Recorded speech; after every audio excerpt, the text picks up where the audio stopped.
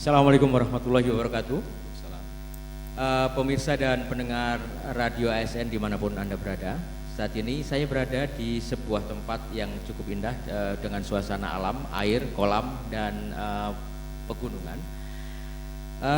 Ini milik narasumber yang saya wawancari saat ini, karena pada saat ini saya sedang melakukan satu bincang-bincang khusus dengan Bapak Profesor Dr. Sunarto. Dalam hal ini kapasitasnya, kita batasin kapasitasnya karena Bapak ini banyak sekali. Sebagai apa, tetapi saya batasi di sini sebagai Ketua Paguyuban Pujakusuma Provinsi Lampung. Karena Paguyuban Pujakusuma merupakan salah satu paguyuban yang cukup besar di Provinsi Lampung dan punya peran yang cukup besar juga terhadap perkembangan masyarakat di Provinsi Lampung, terutama dalam segi sosial dan budaya. Selamat siang Pak Narto. Selamat siang Mas Don.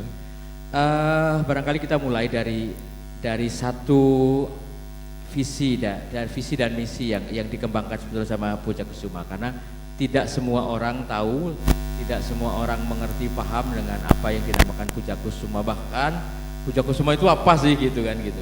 Boleh sedikit di preview itu. Makasih para pendengar Radio ASN Lampung, para pemirsa detiklampung.com dan hadirin sekalian, bahwa Pujakusuma itu secara harafiah adalah singkatan dari Putra Jawa Klarian Sumatera. Tetapi dalam perkembangannya bahwa ini merupakan suatu organisasi sosial kemasyarakatan yang sifatnya terbuka. Kalau kita mengatakan bahwa Putra Jawa Klarian Sumatera berarti hanya tanda petik saudara-saudara kita yang dari Jawa. Ini menjadi suatu persoalan dan pemikiran pada saat Munas yang keempat ya dilakukan di Medan, itu memutuskan bahwa ormas ini terbuka.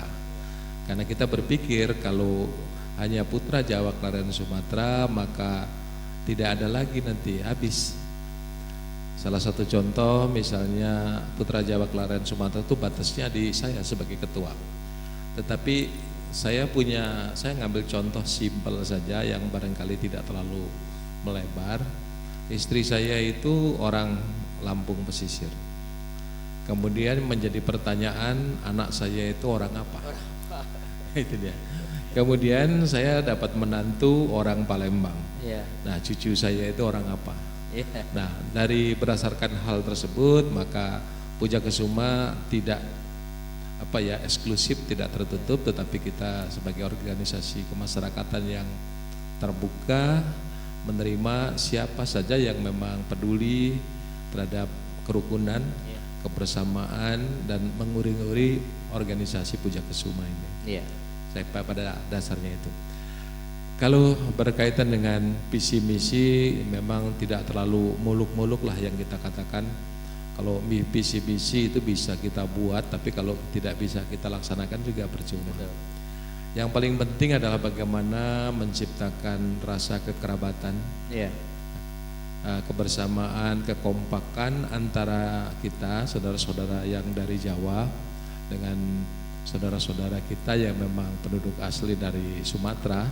Sumatera kan banyak etnisnya, karena kita juga mengadopsi dari berbagai suku, ras, dan begitu juga persoalan agama kita tidak membedakan itu. Kemudian selain keguyuban juga kita membina di dalam kegiatan yang bersifat seni kemasyarakatan, bahkan beberapa tempat seperti di pesisir Lampung Barat, kemudian juga di Lampung Selatan udah mengarah kegiatan-kegiatan yang namanya ekonomi kerakyatan, operasi bentuk seperti itu.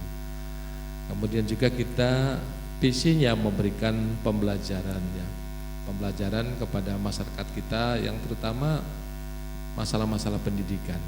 Ini penting sekali, perlu disampaikan karena memang bagaimanapun juga kalau dulu orang dihargai karena derajat keturunan dari darah biru. Ya. Kemudian juga berlanjut orang-orang anak orang kaya. Kemudian perkembangan selanjutnya amtenar dan sekarang terutama yang menjadi prioritas adalah orang-orang yang mempunyai pengetahuan, ilmu pengetahuan itulah yang tidak lekang kena panas dan tidak lapuk kena hujan. Jadi program pendidikan itulah yang selalu kita ajak, kita sosialisasikan kepada saudara-saudara kita.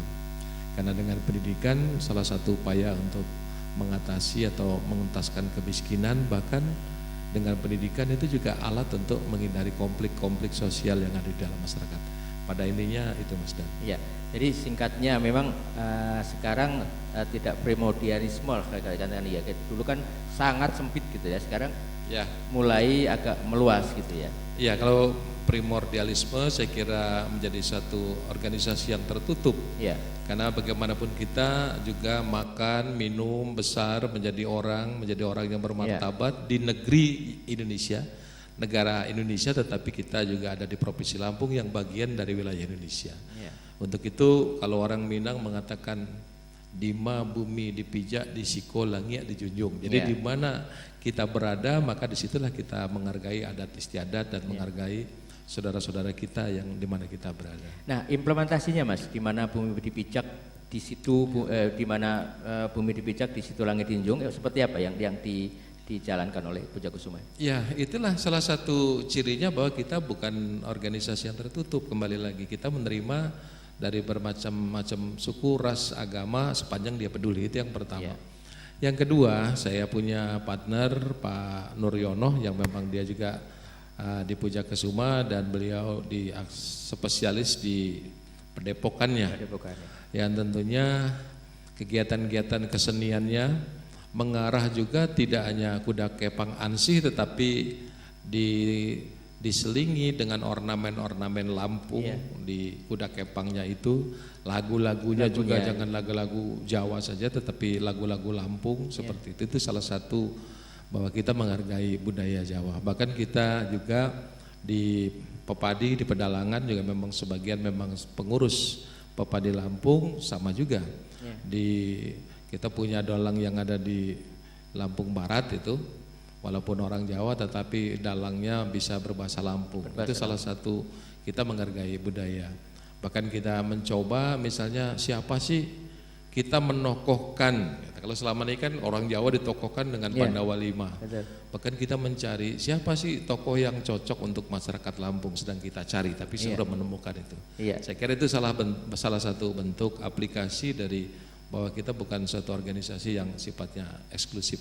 Iya. Artinya begini, seperti kemarin juga yang sudah dilakukan oleh Padepokan sudah mempraktekkan bahwa ternyata mengadopsi seni-seni budaya daerah, seni lokal, dan kemudian dipadu dengan seni-seni daerah asal bisa menjadi hal yang berprestasi gitu ya. Artinya anak kita sekarang berprestasi, dan itu kabarnya bagaimana anak-anak ini katanya sekarang sudah ke Hongkong apa kemana gitu? Ya memang kolaborasi antara kebudayaan Jawa, campur sari, kuda kepang, kemudian modifikasi tari-tarian Lampung, kemudian juga lagu-lagu Lampung. Nah itu di sementara ini memang kita tidak secara khusus ya untuk bisa mengirim sampai keluar, tetapi model-model yang dikembangkan seperti itu diadopsi di sekolah-sekolah anak-anak kita itu berada. Nah dari sekolah itulah memprioritaskan atau menampilkan tari-tarian itu sehingga bisa dikenal kemudian sampai dibawa ke mancanegara seperti itu Pak. Ya, artinya sekarang juga yang diberikan pengertian di mana bumi dipijak di situ langit dijunjung itu mulai dari anak-anak berarti Mas ya. Jadi tidak hanya orang tua atau orang-orang yang dewasa saja tetapi orang tua. Nah, sepertinya memberikan pengertian ini supaya anak-anak kita kan juga memang penerus kita, supaya juga tidak salah lagi nanti menjalankan Pujakusuma ini ke depan seperti itu. Ya, setiap aktivitas, setiap kegiatan idealnya memang seperti itu. Kita lihat ada generasi muda Gema Puja Kesuma kan sudah dibentuk, terutama ide dari Pak Nuryono yang memang saya terus menjalankan program-program Pak Nuryono yang bagus, tapi juga saya tambah dengan modifikasi yang lebih aktual, lebih kontekstual dan lebih faktual dengan keadaan-keadaan yang ada. Itu yang kita lakukan. Juga seperti tari-tarian, musik dan sebagainya, kita melibatkan ya anak-anak muda itu.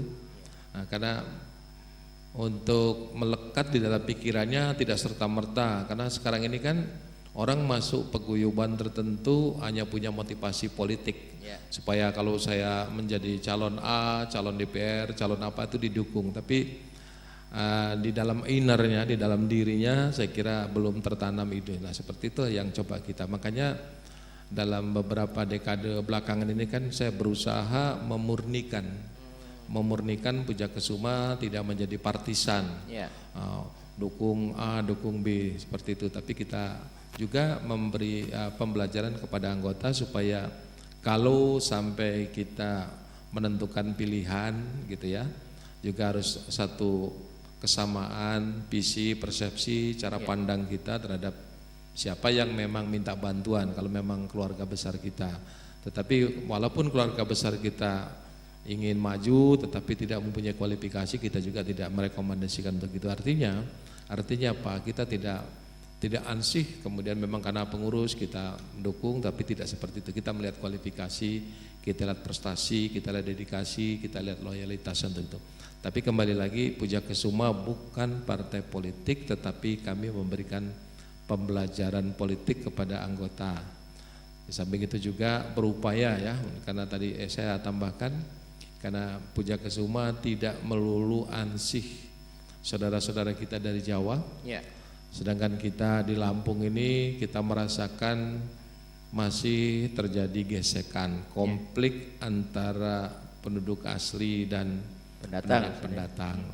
Nah itulah dengan paguyuban yang memang isinya bukan saudara-saudara kita dari Jawa, tentunya kita di dalam sendiri bisa konsolidasi, memberikan pemahaman itu supaya paling tidak kita bisa memediasi, paling tidak kita menjadi saluran komunikasi untuk itu sehingga konflik itu bisa kita eliminasi. Betul. Baik, Pak Nur, nanti kita masih ada 2 sesi, tapi kita harus jeda dulu.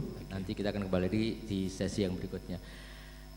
Pemirsa dan pendengar jangan kemana-mana, kita akan kembali lagi dengan Pak Profesor Dr. Sunarto nanti setelah pesan-pesan yang berikut ini. Jangan kemana-mana, tetap di Detik Lampung dan Radio ASN.